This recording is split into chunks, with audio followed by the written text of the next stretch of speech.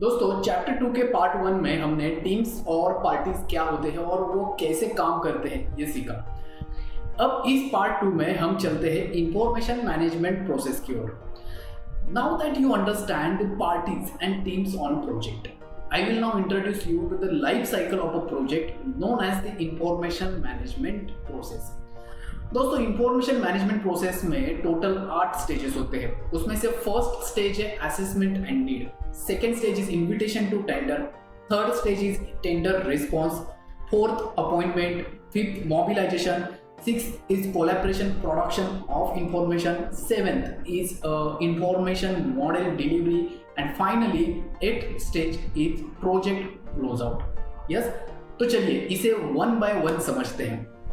सबसे पहला स्टेज है असेसमेंट एंड नीड, जिसमें अपॉइंटिंग पार्टी डिसाइड करता है कि काम क्यों किया जाए, what is the objective of that work, right, what is the scope of that work. इसको एग्जांपल के तौर पे समझते हैं कि improve highways capacity and safety and establish the information requirements, information standards and project milestones. Yes, दूसरा stage होता है इन्विटेशन टू टेंडर, जिसमें अपॉइंटिंग पार्टी टेंडर के लिए इनवाइट करता है, right. For example tender for a detail design consider कर सकते हैं, राइट। तीसरा स्टेज होता है टेंडर रिस्पॉन्स, जिसमें प्रोस्पेक्टिव डिलीवरी टीम्स टेंडर के लिए रिस्पॉन्स प्रिपेयर करते हैं, राइट। इसके बाद आता है चौथा स्टेज दैट इज अपॉइंटमेंट, जिसमें सक्सेसफुल डिलीवरी टीम को सिलेक्ट किया जाता है, राइट।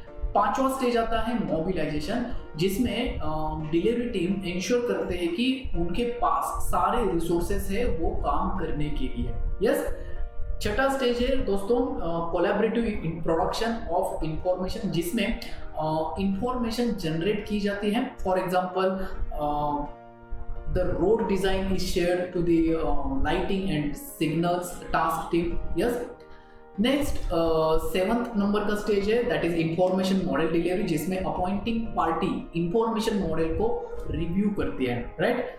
आठवां एंड लास्ट स्टेज है project close out and asset information model aggregation, जिसमें इंफॉर्मेशन स्टोर की जाती है। तो दोस्तों ये थे ISO 19650 के इंफॉर्मेशन मैनेजमेंट प्रोसेस के बेसिक 8 स्टेप्स। दोस्तों stages 2 to 7 are prepared for each appointment on the project. For example, once for an appointment with an engineering consultancy for the design phase, and then again for another appointment with a contractor for the construction phase.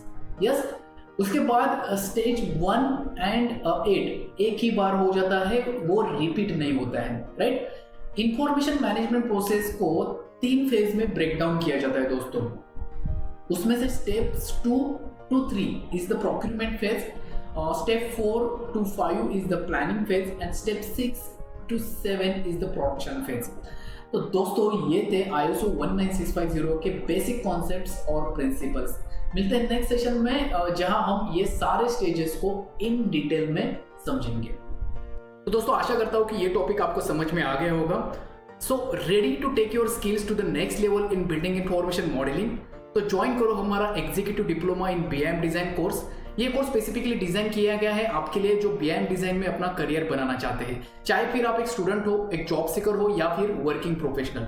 It includes mastering in AutoCAD, Revit Structure, Revit MEP, BIM 360, Civil 3D and advanced tools like Navisworks to understand clash detection and project coordination।